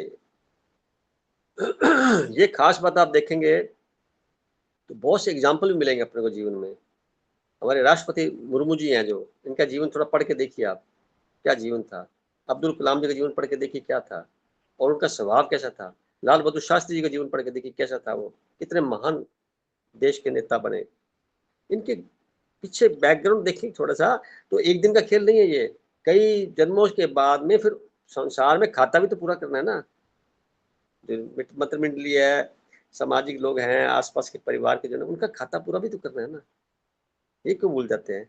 उनको करने के बाद सहन शक्ति बढ़ गई, अब मामला दूसरा हो गया। फिर क्या होगा कि एक घटना घटेगी, उस घटना के तहत कोई उसको किसी रूप से कहीं ना कहीं कुछ स्पंदन मिलेंगे, कहीं कोई शब्द सुनने को मिलेंगे, कहीं कुछ भावनाएं मिलेंगी, साथ मिलेगा, कुछ भी हो सकता है। तो एक लाइन जो लिखी गई आज की पुस्तक में, आज के लेख में, जो दुनिया को रास्ता दिखाने के लिए पैदा होते हैं ना, उनको अपना रास्ता अलग बनाना पड़ता है। वो बड़ी बड़ी पगडंडियों पे नहीं चलते। सही, ये वाली लाइन मैंने जब आपसे बात कर दी तब मैं हाईलाइट करके बैठी थी। मैंने यही लाइन आपने बोली, प्रकृति जिन्हें दूसरों को राह दिखाने के लिए चयन करती है, उन्हें अपना रास्ता स्वयं बनाना पड़ता है। ये बात मुझे 1989 में समझ में आई थी, 90 के आसपास, कि मैं फिलोसफर हूँ यार, मैं इंजीनियर तो हूँ ही नहीं, क्या काम में लगा हुआ हूँ, मैं क्या कर रहा हूँ, सोचता मैं कुछ और हूँ। लोग मुझे कहते थे फिलोसफर कहाँ से आ गया इस फील्ड में, तो आज सिद्ध हो गया भी मैं था ही वास्तव में, बचपन से चला रहा हूँ। तो ये क्या है कि खुद की धीरे धीरे पहचान जब शुरू हो जाती है आदमी की, तो फिर वो बदलना शुरू होता है। हाँ, समाज में रहने के लिए कुछ अपना जीवनचर्या के ईमानदारी से चलाने के लिए भी कुछ साधन चाहिए, वो ठीक है, प्रकृति प्रदान करा देती है। पर बेसिक मूल में भाव क्या है, सबकी सेवा करना, सबके जीवन में एक अच्छा संदेश देना, अपने जीवन को इतना स्वच्छ बना लेना, इतने यादगार बना लेना, तो वो उदाहरण बन जाते हैं। जब उदाहरण बन जाते हैं तो चुंबक की तरह हो जाते हैं, लोग अपने आप अपना करेंगे। ये सबके पास संभव है, सभी आत्माओं में संभव है, चूंकि लेवल सबका सोचने का अलग अलग है, समझने का अलग अलग है। बहुत से लोग दूसरों की छोटी सी टिप्पणी पे किस तरह से अपने आप को उद्वेलित कर लेते हैं, ये हम रोज देखते हैं। अगर उसको सहन शक्ति से समाहित कर लिया जाए तो क्या होगा, आपकी ताकत देखने को सामने वाले पे आश्चर्य होगा, यार मैं तो बहुत कुछ कहा ही नहीं। ये चीज महात्मा बुद्ध में नजर आएगी ना। तो आप वो जो सहन शक्ति बनी वो करुणा से तो बनी, तो करुणा के पीछे भाव कुछ और थे उनके, जो देखा किया। तो जो ज्योतिषी ने बताया होगा, जिन्होंने उनके गुरुओं ने भी इसको इस तरह से बचाइए, पर वो तो लिखवा के लाया तो होगा वैसे ही होगा। सिम्टम तो वही मिलते हैं ना, पता लग जाता है कुंडली में कितना उसका चंद्रमा पीड़ित है। जिसका चंद्रमा ग्रह जितना ज्यादा पीड़ित होगा, शनि से होगा, राहु से होगा, केतु से होगा, सूर्य ग्रह से होगा, सूर्य के पास बैठते वैसे कमस्त हो जाता है, तो उससे अंदर वैसी वैसी शक्तियां, जो मानसिक शक्तियां थी, वो डेवलप होती हैं। कैसे, उसकी इच्छा से कोई भी काम नहीं होगा, ये पहली पहचान समझ में आ जाएगी। यार मैंने ये सोचा था कुछ और हो गया, मैंने सोचा था कुछ और हो गया, यार मेरी कोई इच्छा पूरी नहीं होती, तो फिर अपने आप को धीरे धीरे करके वो अंदर की तरफ देखता है, तब समझ में आता है कि मैं गलत ही सोचता था, जो हो रहा है अच्छा हो रहा है, परमात्मा कर रहा है। और जैसे ही वो छोड़ के परमात्मा के ऊपर पूरी तरह से समर्पित हो जाता है, वैसे ही चंद्रमा तो गौन हो जाता है, अब यूनिवर्स काम करता है उसकी जगह पे। अब चाहे घर में रह रहे, चाहे बाजार में रहे, कहीं रहे, चेहरे पे हमेशा एक जैसी मुस्कान रहेगी, उसके चेहरे पे कोई नेगेटिव भाव नजर नहीं आएंगे। क्यों, आप जो दे रहे हैं तो लौट के वापस वही आ रहा है। ये आज के चिंतन से था। तो हमें क्या करना है, दिन भर के कार्यों में शुक्रगुजार के साथ में जो कुछ भी आए उसको प्रसाद मानते हुए, अच्छा है तो ज्यादा अच्छा की तरफ सोचें, और अगर गलत आ रहा है तो भी अच्छा ही समझ के रह रहे, स्वीकार कर रहे। बस ये है आज का मूल मंत्र। तो कुछ और आगे बढ़े जी तो कुछ सर, पूछना है आपको? शुक्रिया सर। तो अभी हम आगे चलते हैं और बात करते हैं। हमारे साथ कई और मेंबर भी हैं। गरिमा जी से बात करूंगा मैं आज। गरिमा जी काफी खुश नजर आएंगी। गरिमा जी,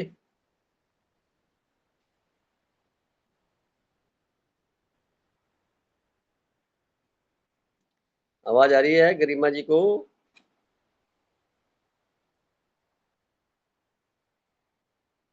चलो, वो कई कार्य में व्यस्त होगी, रिकॉर्डिंग चल रही है, अच्छी बात है, ये भी बहुत अच्छा काम करती है।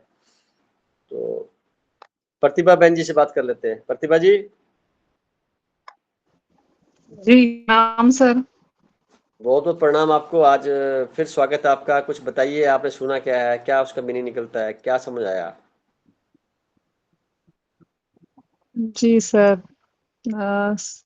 तो छाया दीदी तो ऐसे बहुत कुछ ही एक्सप्लेन कर दी, सब कुछ बता दी हैं। वो जब बोल रही थी तो ऐसा लग रहा था कि मन की बात बोल रही हूँ बहुत सारी।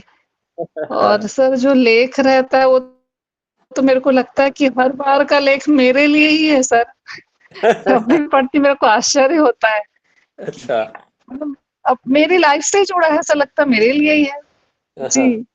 तो वही सर जो मतलब वाकई में जब हम स्वीकार भाव में आ जाते हैं ना सर, हाँ। तो तब उस समय ना सब कुछ सही होने लगता है। जैसे मेरे साथ भी ऐसा मैं इसको अनुभव कर रही हूँ। कुछ भी जब परिस्थिति आ रही है अभी, जैसे कुछ थोड़ा बहुत ऊपर नीचे होता रहता है, उसको जब मैं स्वीकार करके बोलती हूँ नहीं कुछ तो अच्छे के लिए हो रहा है, तो उस समय तो नहीं दिखता, लेकिन कुछ समय बाद उसका परिणाम 100% सर वो एकदम पॉजिटिव कुछ अच्छा दिखने लगता है। मेरे को लगता है कि हाँ ये यस। सही है, बिल्कुल सही हो रहा है। जी। जी सर। और वही जो बोली ना छाया दीदी की अब हम 10 में से 1 लोग से ही जुड़ पाते हैं, सबसे नहीं जुड़ पाते। पहले 10 मिलते थे, 10 से मिल लेते थे, बैठ लेते थे, नहीं होता सर, वो वाइब्रेशन चेंज हो गई है, बिल्कुल बहुत अलग सुंदर, हो गया है सब कुछ। बहुत सुंदर, तो बहुत सुंदर। वही है। जी। और यदि कुछ अभी और जब सब यूनिवर्स से जब जुड़ गए हैं और सब एक्सेप्टेंस आ गया है, मतलब स्वीकार भाव आ गया है ना, तो गलती से भी यदि कुछ गलती हो जाती है, ऐसे तो बहुत प्रकृति पूरा साथ देती है। तो यदि हो भी जा रही है, क्योंकि सर है ही, गलती तो होगी, कहीं ना कहीं होती है छोटी छोटी, तो उस समय ना वो तुरंत बुद्धि को टच कर देती है, क्या तुरंत बात। प्रकृति टच करती। पहले ऐसा नहीं होता था, पहले तो कुछ होता ही नहीं था। जी। अब तुरंत किसी न किसी, या तो किसी ऐसे पर्सन से उस समय बात हो जाएगी, या कोई ऐसा कुछ बोल देगा कि लगता है ये तो मेरे लिए है, तो आश्चर्य लगता है सर उस समय कि यूनिवर्स वाकई में बहुत, यदि हम उसको समर्पित अपने आप को कर देते हैं ना, तो हमारे लिए वो पूरी एक रक्षक, हमारा सब कुछ वो बन जाती है। तो उस चीज को तो बहुत सुंदर, बहुत अनुभव कर रही हूँ मैं। बहुत सुंदर, और बहुत सुंदर। जी। और हर इंसान में, जैसे छाया भी बोली ना कि गलत कोई नहीं है, ऐसा सोचने लगे ना, तो वाकई में सर वो जिंदगी बदल जाती है। पहले लगता था नहीं ये गलत है, वो गलत है, ऐसा हो रहा है, लेकिन अब नहीं लगता। अब सोचती हूँ मैं भी कि नहीं गलत वो भी नहीं है, सही है, वो अपनी जगह सही है। और फिर जब उस तरीके से सोचो ना सर, तो मतलब टेंशन पूरा खत्म और एकदम इजी लगने लगता है सब कुछ। थोड़ी देर के लिए बात आती है, लेकिन वो जैसे पहले बहुत टाइम तक रहती थी बात दिमाग में, तो वो अब नहीं होती है। और मेरे बेटे को जैसे मैं सिखाती थी ना, तो आजकल तो वही मेरे को सिखाता था। मेरे को लगता है प्रकृति मेरे को मतलब वो उसी उसमें वो कर रही है। जैसे उसको मैं हमेशा बोलती रहती थी हंसते रहो, हंसते रहना चाहिए, चेहरे में ऐसा कुछ सोच रहे, तो अब वो जैसे मेरे को देखता ना थोड़ा भी कुछ सोच रही, तो आके मेरे को एकदम हर जगह पे सब घर में स्माइल स्माइल लिख दिया है दीवार पे, जहां मैं वाह, बैठती हूँ, किचन पे खाना क्या बनाती बात है, हूँ, वहां सब क्या जगह बात स्माइली का निशान बना दिया। जी। और धीरे से आके मेरे को चेक करता है, फिर बोलता है मम्मा वहां पर क्या लिखा है आप देखिए। तो मतलब दिन भर वो मेरे को आके फिर वो चेहरे पे मेरे मुस्कान आई जाती है। तो ऐसा लगता है कि है। ये प्रकृति ही तो कर रही है मेरे को इसके माध्यम से, नहीं तो इतना सा बच्चा कैसे ये सब चीज करता। तो वो सब करने यूनिवर्स लगा है कर रहा सर। है और वो जो कुछ बोल, जी यूनिवर्स कर रहा है सर। आज मैं पूरा दीदी को भी, आपके अपनी लिए। दीदी से यही बात पूरा कर रही आपने उसको समर्पित किया, वो पूरा आपके साथ जुड़ गया। माध्यम कोई भी हो सकता है। हूँ। जी और हाँ आपने सर, एक लाइन बोली माध्यम कोई टेंशन वाली, तो मैं एक लाइन बोलूंगा यहाँ पे आपको सबको। TML याद रखो, जी। TML। जी। TML मतलब टेंशन मत लो। जी हाँ सर।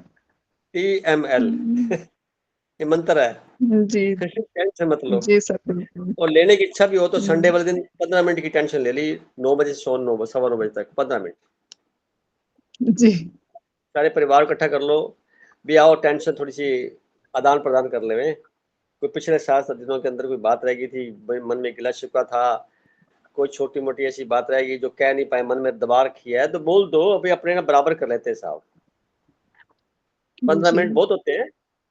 15 मिनट के बाद में बात खत्म, फिर अगले 7 दिन में फिर संडे आएगा तब बात करेंगे, या कोई और दिन फिक्स कर लो।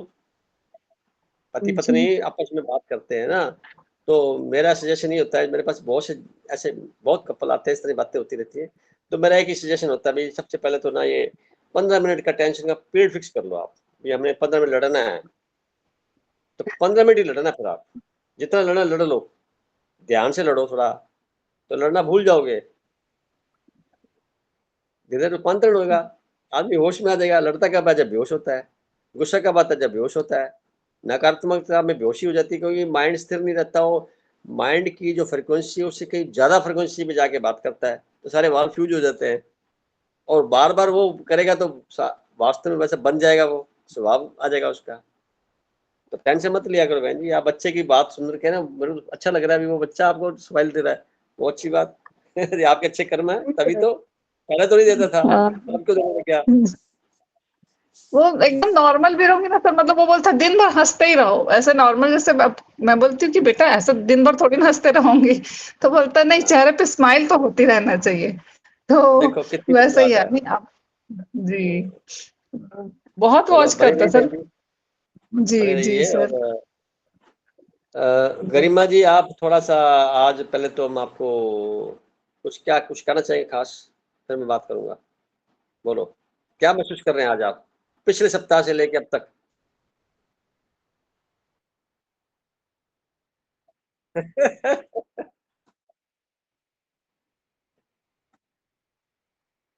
क्या बात, आप देख रहे हैं उसको, आप देख रहे हैं, है ना, जो हो रहा है ठीक हो रहा है, देख रहे हैं आप, कोई प्रतिक्रिया नहीं है, बहुत सुंदर बात है। इनका एंगेजमेंट हो गई है सब, हमारे ग्रुप की तरफ से इसको बहुत बहुत स्वागत हो, नए जीवन साथी के साथ अपना जीवन बिताएंगे, और बहुत सुंदर तरीके से बताएंगे, क्योंकि ये जो ज्ञान उनके साथ जाएगा, मैंने कल परसों बात की थी किसी से, अच्छे आदमी के साथ तो सभी लोग रह लेंगे, अच्छी परिस्थिति में तो सभी लोग रह लेंगे, मजा तब है घटिया से घटिया बंदे के साथ भी रह करके जिंदगी अपनी जी लो, उसको भी रूपांतर का अपना रंग उस पर चढ़ा दो, उसके रंग में क्यों रंगो आप? अरे इतना स्वाभिमान होना चाहिए ना, कि उसके रंग से हम रंग जाए, ये गलत बात, अपना रंग उस पर चढ़ा दो, तो जो आपका रंग है वो परमात्मा का रंग है, वो आप जैसा बन जाएगा, वो उसकी क्या मजाल है, कितना अहंकार कितना किसी के पास होएगा, कितना नेगेटिविटी कितनी होएगी, एक पॉजिटिव रेज से सारा अंधेरा कितना बरसों पुराना होता है, एक शब्द का, एक वाक्य से मन का बरसों पुराना अंधेरा दूर हो सकता है, तो हम कैसे मान लें, हम फॉल्ट फाइंडर क्यों बने? हम हमेशा ऐसी जगह पे कोशिश करें, एक कैंडल जला देवे, वॉलंटियरली कर देने का,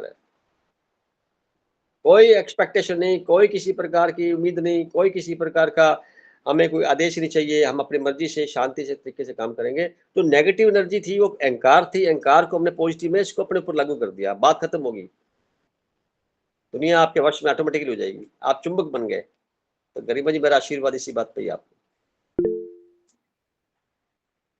और आपका हाँ बहुत अच्छा जीवन जाएगा, ऐसी कोई बात नहीं है। ये जो बाकी चीजें देखते हैं, डिपेंड करता है आदमी की खुद की जो आंतरिकता में जो उसके विकार भरे पड़े हैं, उसकी सघनता कितनी है, वो कैसे माइल्ड होंगे, ध्यान उसका एक बहुत बड़ा रास्ता बनता है। तो अपने ग्रुप में बनते हैं जैसे मेंबर, तो उसके पीछे कितने जुड़े हुए, देखिए 190-95 मेंबर हैं, आते तो 10-12-15 से ज्यादा होते नहीं है, पर जो आ रहे हैं कुछ रिकॉर्डिंग सुनते हैं, पर तू बाहर भी नहीं निकल नहीं रहे, अधिकतर तो जुड़े रहते हैं ना, तो चले भी गया और आ जाते हैं, तो वो आते वो हैं जिनकी इच्छा होती है कि हमें कुछ विशेष सुनने को मिल जाए, पर अपने आप को जब यहाँ पे ग्रुप पे देखते हैं, सुनते हैं, तो अपने आप को ना लाचार पाते हैं कि यार हम तो इस लायक ही नहीं है, कहाँ दुनिया चल रही है, दुनिया कुछ और है, इतना डिफरेंस है। आप जो ग्रुप के साथ जुड़े हैं, तो आप देखिए, आप जब बाहर बात करेंगे तो ऐसी बातों वाले बंदे नहीं मिलेंगे, तो आपका मन करेगा बाकी अपनी एनर्जी क्यों वेस्ट की जाए सबके बीच बैठ करके, तो आप एनर्जी बचाएंगे अपनी, तो ये बचाना मतलब आपने अपने ऊपर उपकार किया और होश में आ गए, दृष्टा भाव में आ गए, धीरे धीरे फिर साक्षी बन जाएंगे।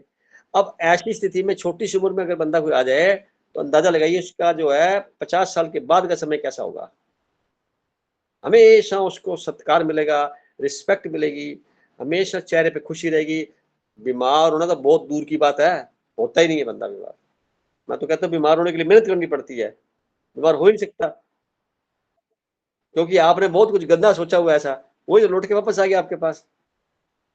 गलत किया हुआ छोड़ो, सोचा गलत है, सोच 50 नंबर की होती है, करना 25 नंबर का होता है, बोलना 25 नंबर का होता है। तो आज कई चीजें खुलासा हुआ है और मुझे समझ में आता है कि आज का दिन तो अच्छा रहेगा। अब हम ना इस मीटिंग को वाइंड अप करते हैं और रवि भाई साहब से रिक्वेस्ट करते हैं कि सारांशतः आज का कुछ अपने संबोधन के साथ में संदेश देते हुए आज का समापन करें।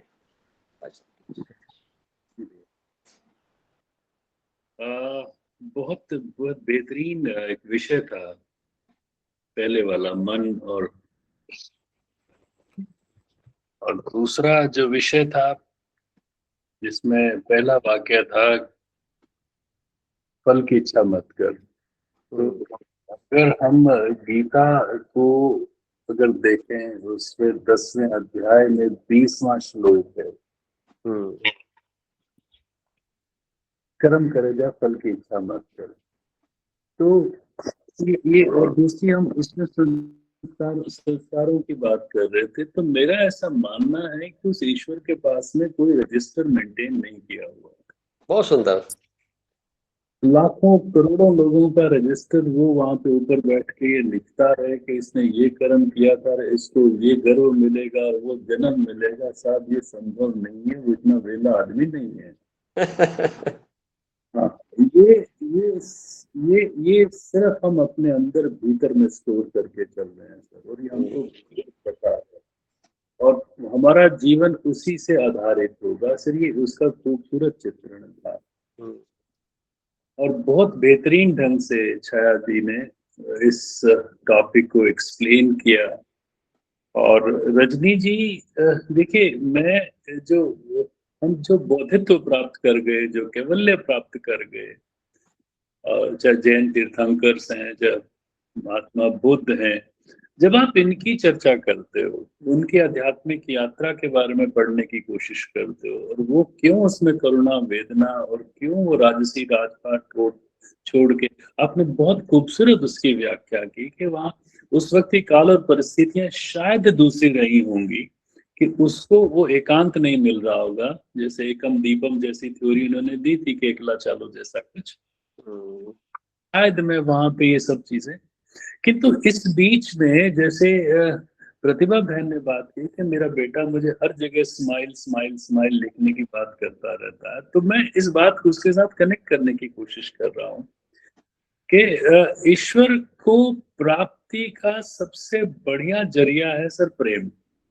प्रेम सही है। प्रेम का सबसे बढ़िया जो ट्रेनिंग सेंटर है वो घर, क्योंकि परिस्थितियां कहाँ मिलेंगी आपको, घर में मिलेंगी। और जो को समायोजन करना कहाँ सीखेंगे, घर में सीखेंगे। प्रेम भी आपको नहीं आएगा, चाहे बच्चों में आए, चाहे माँ बाप में आए, चाहे भाई बंधुओं में आए, चाहे कैसे भी आए। अगर प्रेम की आपने ट्रेनिंग ली तो उसके साथ आप प्रेम कैसे विकसित कर पाएंगे। तो ये जब इस तरह की हम चर्चा परिचर्चा करने के उस स्तर पे आ रहे हैं सर, तो मुझे लगता है कि हम सब लोग प्रोग्रेस कर रहे हैं। और बाकी मानिए सर, जो सारी चर्चा परिचर्चा के बाद में मेरे को लग तो रहा था कि आज मुझे कहा जाएगा, और मैं बारी बारी सोच कि मैं किस विषय पे बात करूंगा, क्योंकि मैं आज जैसे लग रहा था कि बिल्कुल फ्रोजन जा रहा हूँ, कि मेरे पास में कोई शब्द है नहीं। और सबके बीच में फिर गरिमा के, हालांकि मेरी गरिमा से बात हो चुकी है, पर चूंकि यहाँ पे सबके बीच में जो भी डिस्क्लोज हुआ है, तो गरिमा को मेरी तरफ से बहुत बहुत बधाई भी। तो भाई साहब आपका लाजवाब पर्सनैलिटी, दुआ करता हूँ सभी जने अच्छे जीवन को उपलब्ध हो। आज की मीटिंग में जितने भी अच्छे शब्दों का समावेश हुआ है उसी को याद रखना, बाकी सब छोड़ते हुए अपने आप को निर्लिप्त रखते हुए आगामी सप्ताह को फिर मिलेंगे अपने इसी मोड पे, परमात्मा की पूरी जो संवेदना है उसको साथ में लेते हुए। तब तक के लिए सबका शुभकामनाएं, खुश रहें, शुभ रात्रि, ओम शांति। ओम शांति। शुभ रात्रि। ओम शांति।